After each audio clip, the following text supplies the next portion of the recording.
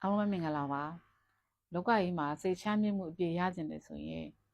ဘယ်အရာကိုမှမျှော်လင့်ချက်နဲ့မလုပ်ပါနဲ့ဘာလို့လဲဆိုတော့ဒီစုံတယောက်စီကနေပြီးတော့မျှော်လင့်နေရတာဘယ်လောက်ပင်ပန်းလဲတခုခုကိုအကျိုးကိုမျှော်ကိုးပြီးတော့လုပ်နေရတာလေအရန်ကိုပင်ပန်းပါတယ်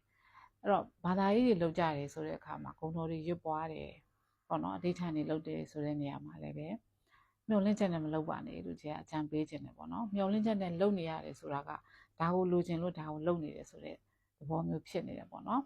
ဆိုတော့အဓိကတကယ်လို့ဘာသာရေးတွေထဲထဲဝင်လုပ်ကြတယ်ဆိုတဲ့ဟာကမြတ်စွာဘုရားဂုဏ်တော်တွေပွားတယ်ဆိုရင်တကယ်ကိုမြတ်စွာဘုရားရဲ့ဂုဏ်တော်တွေကိုကြည်ညိုလုံးလုံးမှာပွားများတာမျိုးပဲဖြစ်တဲ့ပေါ့ဆိုတော့ဒီအဋ္ဌာန်တွေတင်ကြတယ်လုပ်ကြတယ်ဆိုတဲ့နေရာမှာစေတနာကအဓိကကြတယ်စေတနာဒီမှန်ကန်မှုလိုအပ်တယ်ဒီစေတနာကမှန်ကန်တယ်ဆိုလို့ရှိရင်ဒီအကျိုးရလဒ်ကကိုယ့်စီကိုဆူတောင်းစရာမလိုဘဲနဲ့ကိုရောက်နေတာပြန်ပြီးရောက်လာတာဖြစ်တယ်ပေါ့နော်ဆိုတော့အဓိကမျှော်လင့်ချက်တွေထားပြီးတော့မှငါတော့ဒိဋ္ဌာန်တွေလည်းလုပ်နေတယ်ငါလုပ်နေတာဘယ်နည်းရရှိပါပြီငါပတိတွေစိတ်နေတာဘယ်နှပတ်တောင်ရှိသွားပြီကိုယ့်ကိုယ်အဲ့လိုမျိုးစိတ်နဲ့ဒါပြည့်ချင်တဲ့ဇောနဲ့ပဲလုပ်နေကြပြီးတော့မျှော်လင့်နေတာပေါ့နော်ငါဒီဒိဋ္ဌာန်ပြည့်သွားရင်တော့ငါ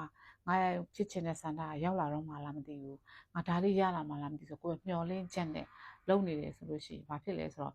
ဒီကိုလုံနေရတဲ့ဒိဋ္ဌာန်ကျင့်စဉ်ပေါ်မှာစေတနာဆိုတဲ့အားကယော့သွားပြီးတဲ့ခါကျတော့ကိုယ်မှာမျောလင့်ချက်တွေကပဲများနေတာဖြစ်တယ်မျောလင့်ချက်တွေများနေတဲ့ခါကျတော့ဘာဖြစ်လဲဆိုစိတ်ထဲမှာပူလာမှုတွေဖြစ်တယ်ပူလာမှုတွေဖြစ်လာလို့ရှိရင်ကိုလုံနေရတယ်ဆိုတဲ့ကုသိုလ်ရေးရဆိုရင်အပြည့်အဝအေးမြတဲ့ကုသိုလ်မရနိုင်ဘူးဖြူစင်တဲ့ကုသိုလ်မရနိုင်ဘူးဘာလို့ဆိုတော့အပူတော့ကနဲ့လုံနေရတာဖြစ်တယ်အဲ့တော့အဲ့ဒီအတိုင်းပဲတရားတွေထိုင်ကြရတယ်ဆိုတဲ့နေရာမှာလဲနော်ဒါချက်ကြုံလို့ပြောပြတာပါတရားတွေထိုင်ပြီးဆိုတဲ့ခါရင်လဲစိတ်ထဲကနေပြီးတော့တရားကတော့ထိုင်နေတယ်ဒါပေမဲ့စိတ်ကအာယုံကနေပြီးတော့မှအကုသိုလ်နဲ့ပတ်သက်တာတွေရှင်ပြီးတော့တွေးပြီးတော့မှဒေါသတွေဖြစ်နေရတယ်စိတ်ထဲမှာပူလာမှုတွေဖြစ်နေရတယ်ဆိုလို့ရှိရင်လေကိုကတော့ထိုင်နေတာတော့တရားကတော့ထိုင်နေတယ်စိတ်ထဲကစေတနာတွေကဘယ်ကိုသွားနေလဲဆိုတော့ခုနကလိုမျိုးအကုသိုလ်နဲ့ပတ်သက်တဲ့အရာတွေသွားနေတာဖြစ်တဲ့အတွက်ကြောင့်မို့လို့ဘလုံနည်းထဲမှာဒါကကိုယ့်အတွက်အဆင်မပြေနေဘူးနောက်ပြီးတော့ကိုယ့်ရဲ့မျှော်လင့်ချက်ကဘာလဲဆိုတော့ငါတရားတွေဒီလောက်ထိုင်နေတာငါတရားတစ်ခုတော့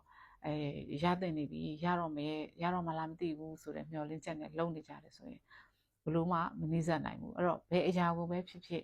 ်မျှော်လင့်နေရတယ်ဆိုတာကြီးကပင်ပန်းတယ်အဲ့တော့မမျှော်လင့်ဘဲနဲ့လုံးဝအရာအလုံးကိုလွှတ်ချပြီးတော့မှကိုလှုပ်ရှားရှိတဲ့အရာကိုလုံနေတာဒီဒါပါရမီဖြည့်ခြင်းတစ်မျိုးပဲလို့ပြောချင်ပါတယ်အဲ့တော့ပါရမီဖြည့်နေတယ်ဆိုတာကမိမိရဲ့ကံကိုပြုပြင်နေတာဖြစ်တယ်မိမိရဲ့ကံကိုပြုပြင်နေတယ်ဆိုတာကကိုလက်ရှိပြစ္ဆုတ်ပံမှာရောနောက်အနာဂတ်မှာရောပြုပြင်မိတာဖြစ်သွားတဲ့အတွက်ဘာကိုမှမျှော်လင့်ထားတာမျိုးမဟုတ်ဘဲနဲ့အကောင်းဆုံးပါရမီဖြည့်နေတယ်ဆိုလို့ရှိရင်တော့ကိုဆူတောင်းနေစရာကိုမလိုဘဲနဲ့ကိုယ့်ရဲ့ဘဝမှာအောင်မြင်မှုတွေကိုဖြစ်ချင်တဲ့ဆန္ဒတွေဆိုတာအချိန်မှန်ရင်ရောက်ကိုလာတာဖြစ်တယ်လူတိုင်းကဘာဖြစ်လဲဆိုတော့အချိန်မှန်နေရာမှဖြစ်ဖို့လိုအပ်တယ်အဲ့တော့အချိန်တန်ရင်ဒီလူတယောက်ကကြီးပွားတိုးတက်အောင်မြင်မှုတွေအကြောင်းပိုင်းဒီအချိန်မှာရကိုရမယ်ဖြစ်ကိုဖြစ်မယ်ဆိုတာရှိပြီးသားပဲဒါကြောင့်မလို့ကိုယ့်ဘဝကြီးစိတ်တွေမှာအေးချမ်းခြင်းနေဆိုလို့ရှိရင်ဘာကိုမှမမျှော်လင့်နေတာအကောင်းဆုံးပဲအဲ့တော့လူတယောက်ရဲ့ချစ်ချင်းမြတ်တာကိုလိုချင်ရင်လည်းပဲအရန်ကိုပူလောင်ပြီးတော့မျှော်လင့်နေရတယ်ဆိုတဲ့ဒါလူငယ်တွေမှာတော်တော်များများကြားရတယ်ပေါ့နော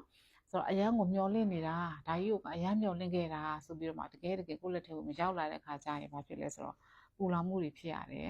စိတ်ခံစားမှုတွေမကောင်းမှုဖြစ်ရတယ်အဲ့တော့ဘယ်အရာကိုမှမျှော်လင့်မနေတာအကောင်းဆုံးပဲအဲ့တော့ကိုလှုပ်ရှားရှိတဲ့အလုပ်ကိုကိုယ့်ရဲ့စေတနာမှန်မှန်ကန်ကန်နဲ့လုပ်သွားမယ်ဆိုလို့ရှိရင်အချိန်တိုင်းတာတစ်ခုမှာကိုယ့်ဘဝတွေကိုဖြစ်ချင်တဲ့ဆန္ဒတွေရောက်လာမှာပဲဒါအရေးကြီးဆုံးပဲအရေးကြီးဆုံးအရာဒီကိုအာရုံစိုက်ခြင်း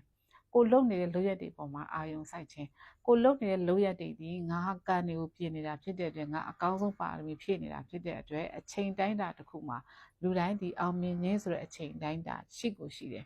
်လူတိုင်းကအများအားကြီးပဲနှိမ့်ကြပြီးတော့ဒုက္ခရောက်နေတာမဟုတ်ဘူးသူ့အချိန်ဒုက္ခရောက်လာပြီဟေ့ဆိုလို့ရှိရင်လုံးဝပုံနေနေတာမှမရဘူးကံပေးရင်တည့်ရထဲဆိုတာလည်းကြားဖို့ပါလိမ့်မယ်နော်အဲ့တော့ဒါတွေကမျောလင့်နေရမယ့်အရာတွေမဟုတ်ဘူးပြောချင်တာကအဲ့တော့မျောလင့်နေတဲ့တွေကဘာဖြစ်လဲဆိုတော့လူတွေကစိတ်ပင်ပန်းရတယ်တောကတွေဖြစ်ရတယ်အေးချမ်းမှုတွေမရနိုင်ဘူးအေးချမ်းမှုတွေဖြစ်ချင်တယ်ဆိုရင်ဘာကုန်မှမမျှော်လင့်နဲ့ကိုလို့ဆရာကြည့်တာကိုလုံးမယ်ကိုရဲ့အကောင်းဆုံးကုသကံတွေကိုပြုပြင်နေမယ်အကောင်းဆုံးပါရမီဖြည့်တဲ့အလုပ်တွေကိုလုပ်နေမယ်ဆိုရင်ဘဝထဲမှာအချိန်မီအချိန်ခါမီအောင်မြင်မှုဆိုတာတေချာပေါက်ရောက်လာမယ်မျှော်လင့်နေရတယ်ဆိုတာဒါကိုပြင်ပန်းတယ်အဲ့တော့ဘာကုန်မှမမျှော်လင့်ပါနဲ့လို့ကျေးဇူးများတင်ပါတယ်